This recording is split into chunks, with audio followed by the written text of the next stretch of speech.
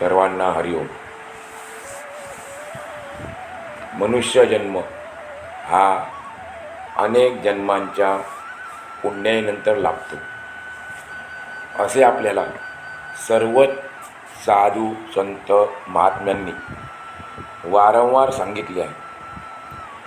मनुष्य जन्म मिळाल्यानंतर सुद्धा माणसाने पुण्याचा संचय केला पाहिजे, पुण्यकर्म केले पाहिजे. मनुष्य जन्मातच आपल्याला पाप आणि पुण्य हे कळतं आणि म्हणून पापकर्म न करता माणसाने जास्तीत जास्त पुण्यकर्म केलं पाहिजे. मग त्यासाठी म्हणजे पुण्य पदरी पडण्यासाठी, पुण्यकर्म आपल्यातून होण्यासाठी आपण काय केलं पाहिजे? जगद्गुरू संत तुकाराम महाराज सांगतात, आपण पुण्य प्राप्त होण्यासाठी काय केलं पाहिजे? पुण्यवंत व्हावे घेता सज्जनांची नावे, असा त्यांचा अभंग आहे.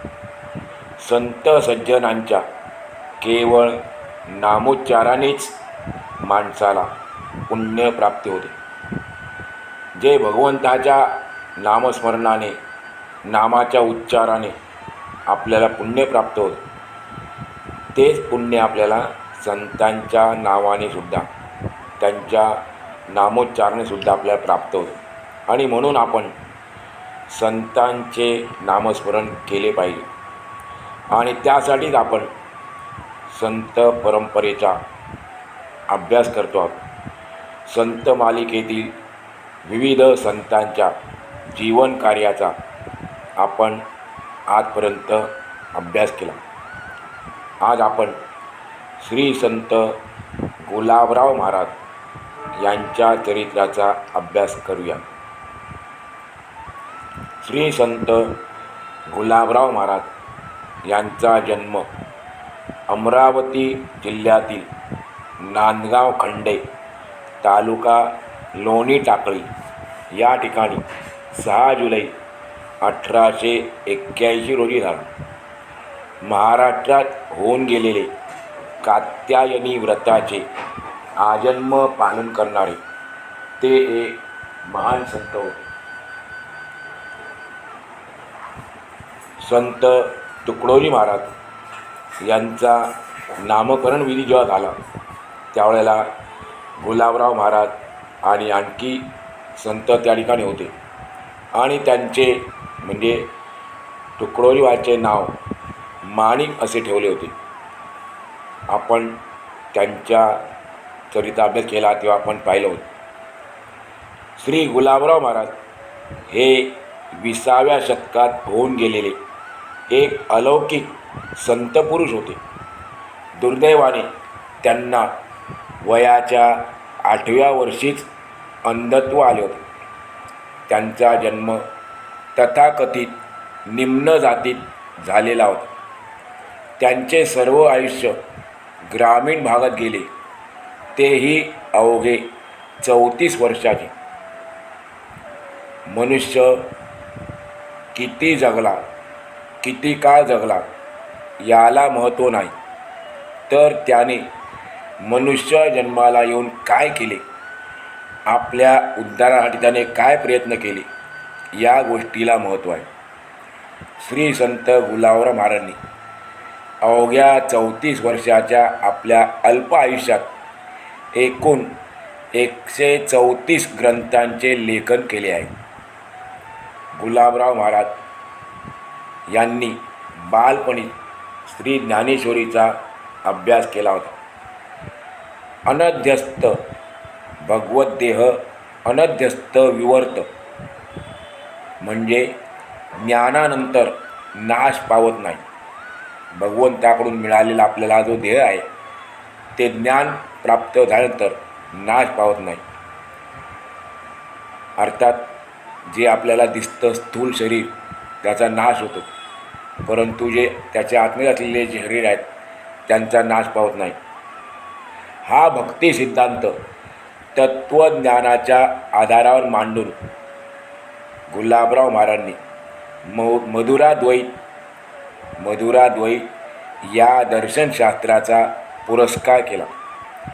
सांख्य योगादी षडदर्शने, सांख्य योग इत्यादी 6 दर्शनशास्त्र आहेत.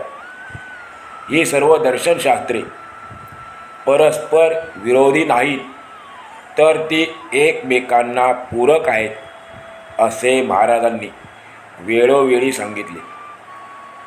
भारतातील वेगवेगळे धार्मिक संप्रदाय, हिंदू, बौद्ध, जैन इत्यादी भारतीय धर्म आणि ख्रिस्ती, मुसलमान इत्यादी सर्व अभारतीय धर्म हे वैदिक धर्माच्याच एकेका अंशावर स्थित आहेत असे विचार त्यांनी समाजासमोर मांडले.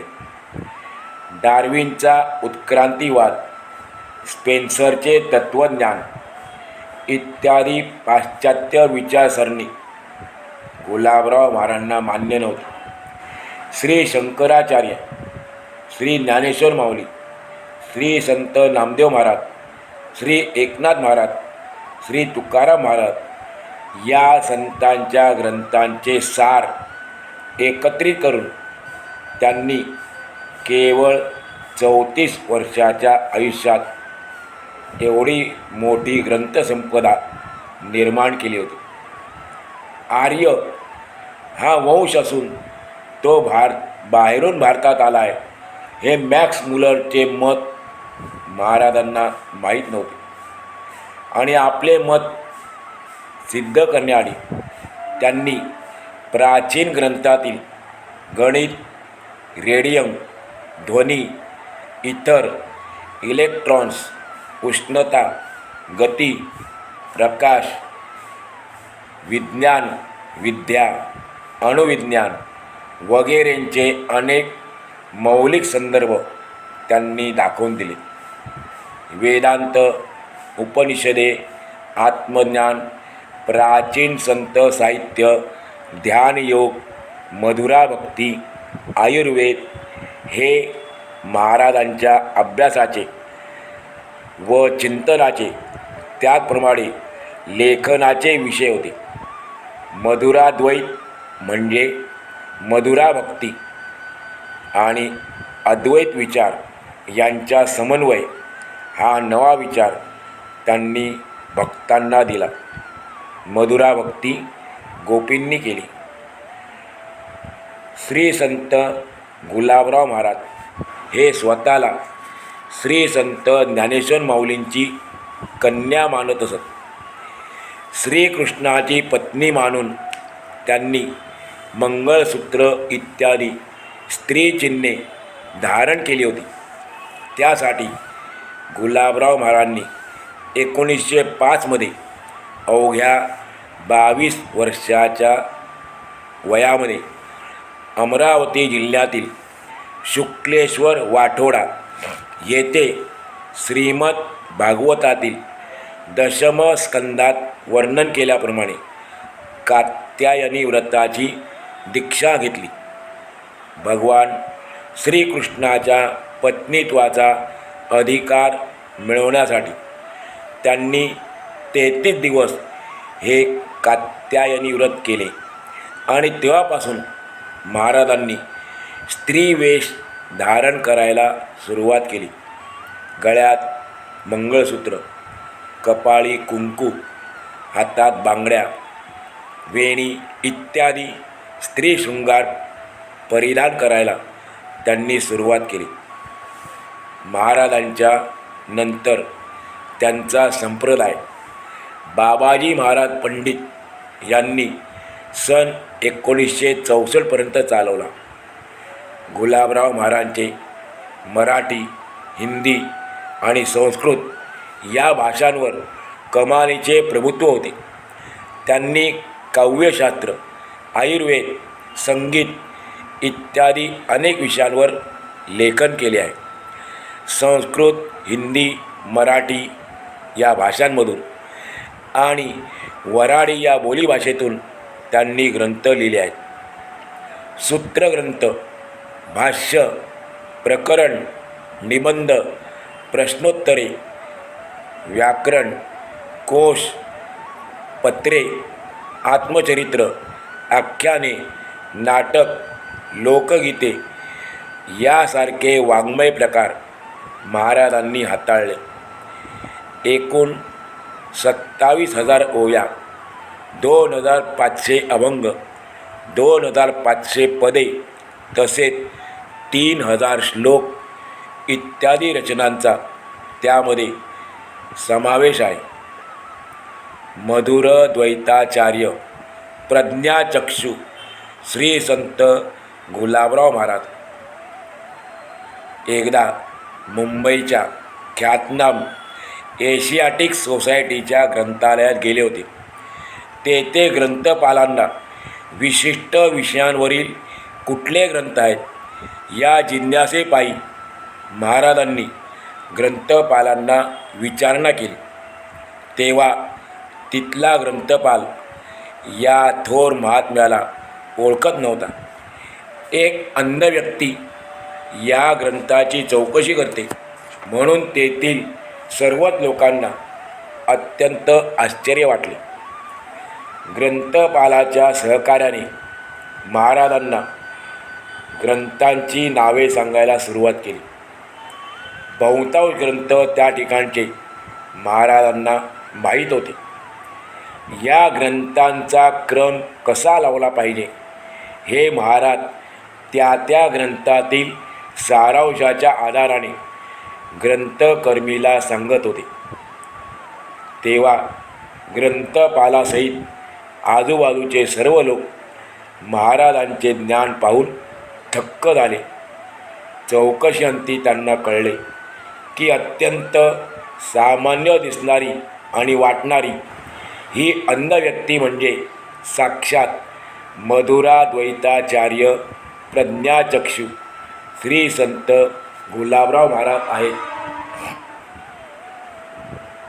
गुलाबराव महाराजांना प्रज्ञाचक्षू म्हणायचे कारण आपण आत्ता ऐकलं 8व्या वर्षी त्यांना अंधत्व आलं होतं. प्रज्ञा म्हणजे बुद्धी, प्रज्ञेचा चक्षू डोळा त्यांच्याकडे होता आणि त्यांची बुद्धिमत्ता आपण आत्ता या प्रसंगावरनं ओळखली असेल म्हणून त्यांना प्रज्ञाचक्षू म्हणतात. त्यानंतर त्यांनी मधुराद्वैत भक्ती केली आणि त्याचे आचार्य म्हणून त्यांना ओळखलं जातं. मधुराद्वैताचार्य श्री संत गुलाबराव महाराजांनी लिहिलेली काही पुस्तके अशा प्रकारे आहेत. 1. अलौकिक व्याख्याने, 2. धर्मसमन्वय, 3. योग प्रभाव, 4. प्रेमनिकुंज, 5. संप्रदाय तरुवर, 6. साधुबोध ही महाराजांनी लिहिलेले ग्रंथ आहेत. पण गुलाबराव महाराज यांच्याबद्दल चरित्रावरती काही विद्वानांनी पुस्तके लिहिली आहेत. श्री बाळ राणे यांनी लिहिलेलं पुस्तकाचं नाव आहे प्रज्ञाचक्षू दीपस्तंभ. सुनीती आफळे लिखित संत गुलाबराव महाराज. प्राध्यापक विजय यंगळवार यांच्या पुस्तकाचं नाव आहे संत श्री गुलाबराव महाराज. डॉक्टर सच्चिदानंद शेवडे यांनी गुलाबराव महाराजांचे ज्ञानेश्वर कन्या गुलाबराव या नावाने चरित्र लिहिले आहे. श्री संत गुलाबराव महाराजांचे इसवी सन 1915 वयाच्या 4व्या वर्षी निधन झाले. अमरावती जिल्ह्यातील लोणी टाकळी हे गाव गुलाबराव महाराजांचे जन्मस्थान आहे. गावातून वर्षामध्ये 3 वेळा श्रीमद भागवत सप्ताह होतात. पंढरपूर, आळंदी या ठिकाणाहून मोठमोठी महाराज मंडळी या ठिकाणी येत असतात. तेथे भव्य कार्यक्रम आयोजित केला जातो. लोणी टाकळी या गावात एकूण 12 मंदिरे आहेत. श्री विठ्ठल रुक्मिणी मंदिर, श्री गणपती मंदिर, श्री गुलाबराव महाराज मंदिर, श्री भवानी मंदिर, श्री भीमराव बाबा मंदिर, भव्य असे शिवमंदिर, श्री दत्त मंदिर आणि 5 हनुमान मंदिरे आहेत. अलौकिक व्यक्तिमत्व लाभलेल्या या महान प्रज्ञाचक्षू श्री संत गुलाबराव महाराज यांच्या चरणी कोटी कोटी प्रणाम